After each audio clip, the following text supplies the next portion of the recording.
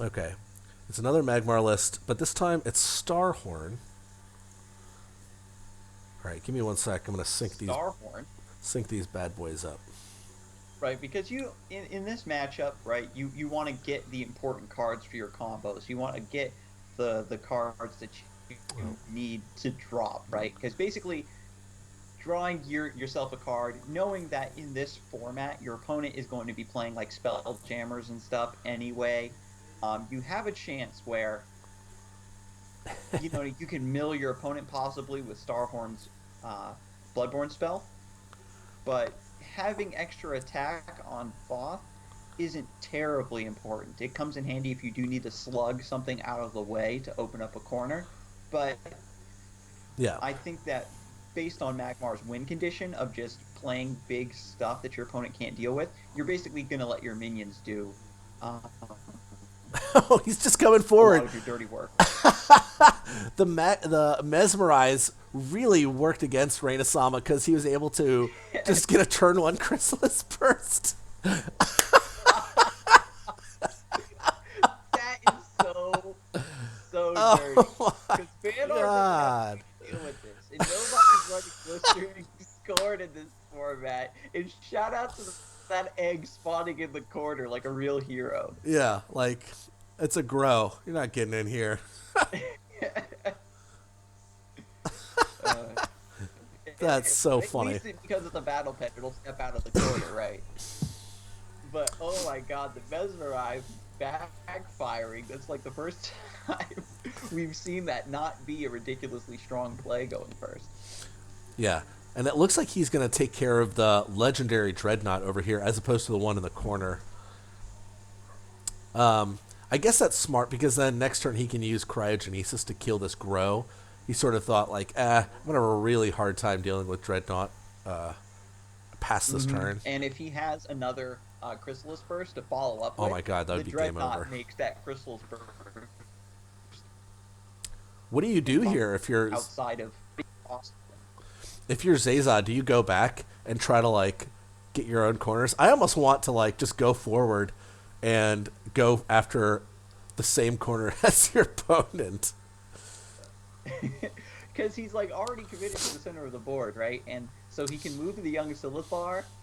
Yeah, I mean, at maybe. this point, it's really a toss up because he can, if he just drops a an Elder or a Pandora or something, right, and starts flooding the board, he does have the Nature's Confluence as well. So I think that honestly, he can keep Rainsama on his side of the board so effectively that he probably doesn't even really need to hurry.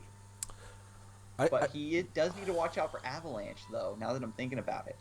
I really think he should have cryogenesis because now this grow is gonna kill the Heart Sister. Oh, maybe not. He's gonna icy it. Sure. Yeah, because he wants to move it out of the way so he can get into this corner. Recognizing that his opponent had such a strong opening with that Chrysalis Burst, getting off of his home side first is going to be the best bet in my opinion. But the grow is going to become a 4/4, so he needs to commit extra resources to it. The icy's going to die, and he'll need to sacrifice the Hearth Sister as well, which isn't a huge deal, right? Because it's not in range of anything else. There's nothing else the Hearth Sister is going to be able to do. So I completely forgot. You know what we need to do after this, by the way, Skarzig, is Mm. I've got some orb codes that I ought to give away.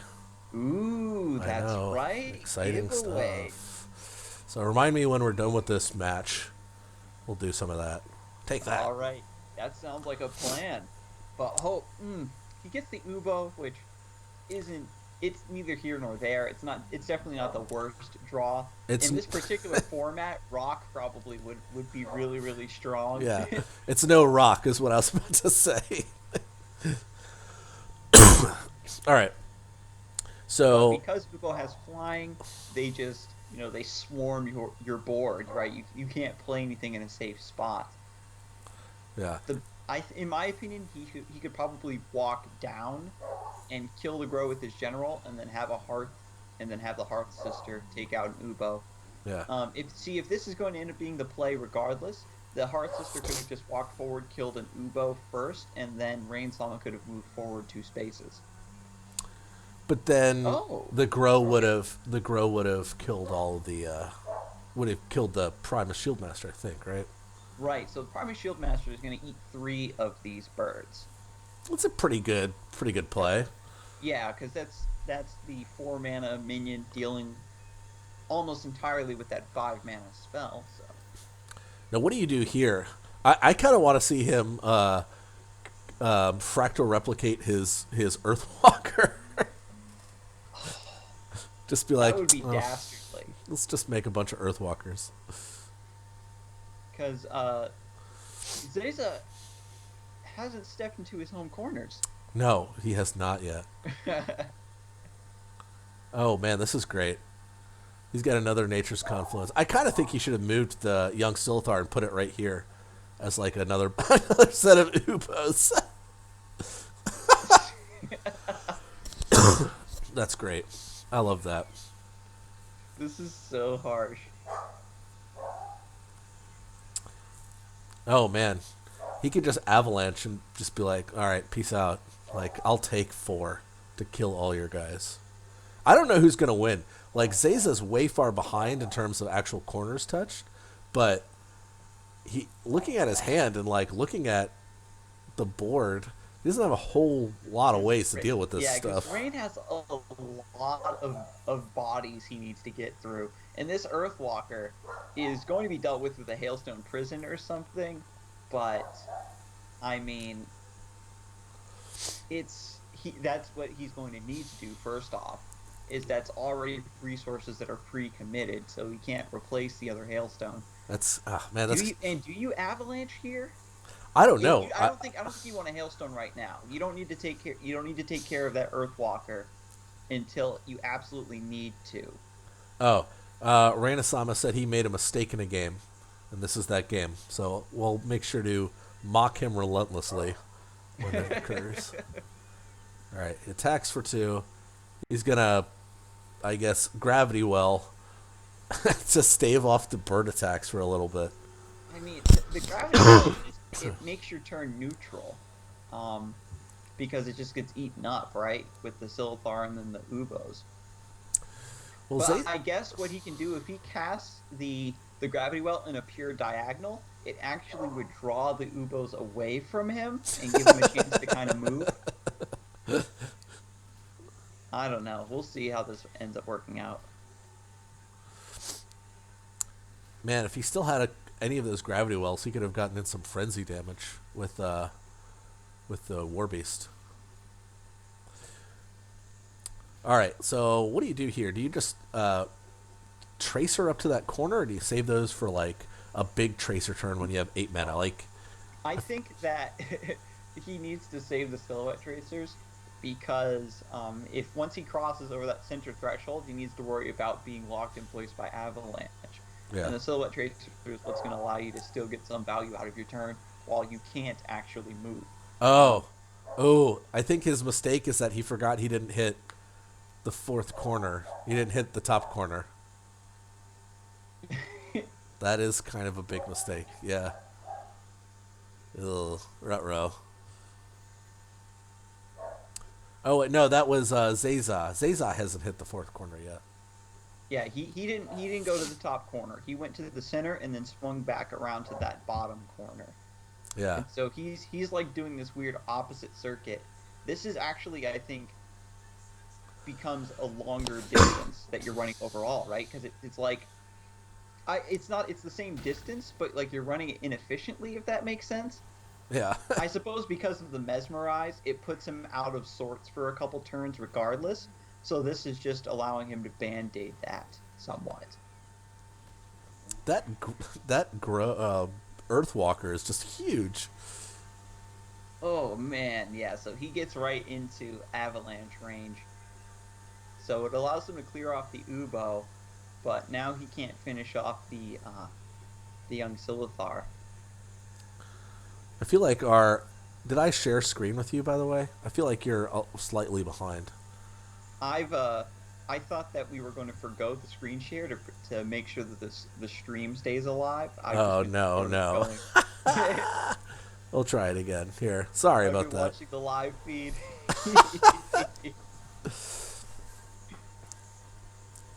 All right. Is that better?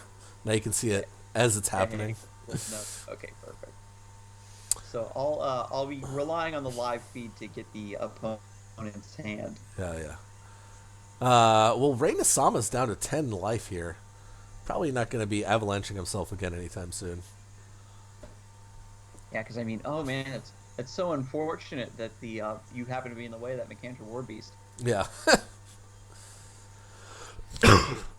Well, he's got a Silhouette Tracer, which is kind of nice. And he sort of needs to get out of the way, yeah. Mm-hmm. And then the Earthwalker, glad that it cannot attack generals directly. Yeah. I don't know why he's freezing the Earthwalker here. I don't think there's any reason to. Maybe he just doesn't want it to like get in front of him.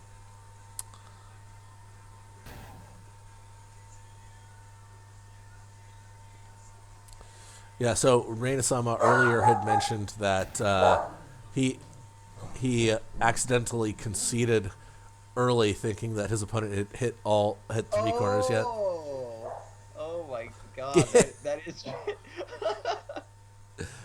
that's rough. But I mean, there's been a couple games where we haven't been keeping track of the corners either. Yeah. I like his comment in chat. Game 1's very exploratory. You have to feel your opponent out. It's more of a practice game, really.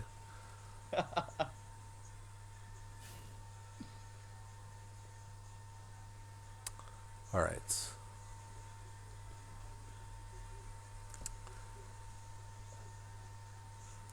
Yeah, in truth be told, had he not conceded, right? If Zeza walks up into that top corner, and then Rainesama, would he even be able to fight his way through? I don't know. The good Grows would probably eat him alive. Yeah, Grows are, especially since he has the fractal replication. Like, I'm a little sad that he hasn't fractaled anything yet. He's had that in his hand since like turn 3. I've just been waiting for a fractal to come down. He's used to waiting for the memes. That turn 1 Chrysalis Burst, I'm so happy about that card. That was a ridiculous punish for the Mesmerize. Okay. So if you're Rainesama, and I don't know what you do here.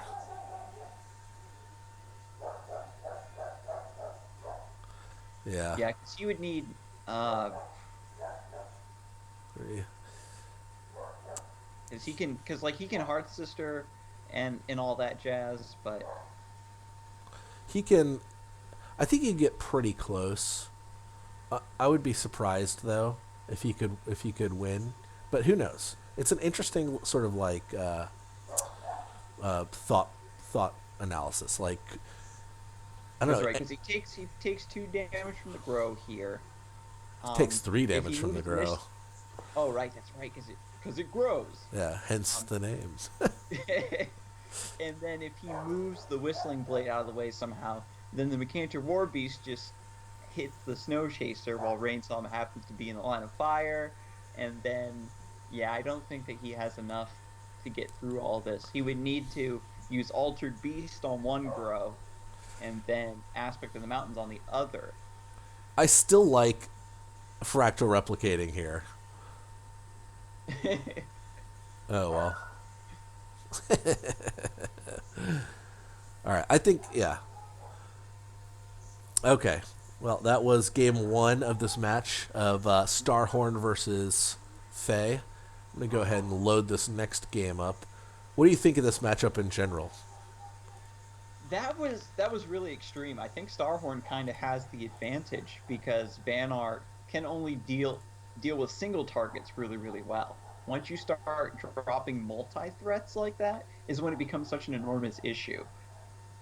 If he hadn't gotten that Chrysalis Burst off, and then like the double Nature's Confluence, oh my goodness. Yeah, that Nature's Confluence was awesome. It was only birds, but sometimes all you need is a couple birds. Yeah, because it was enough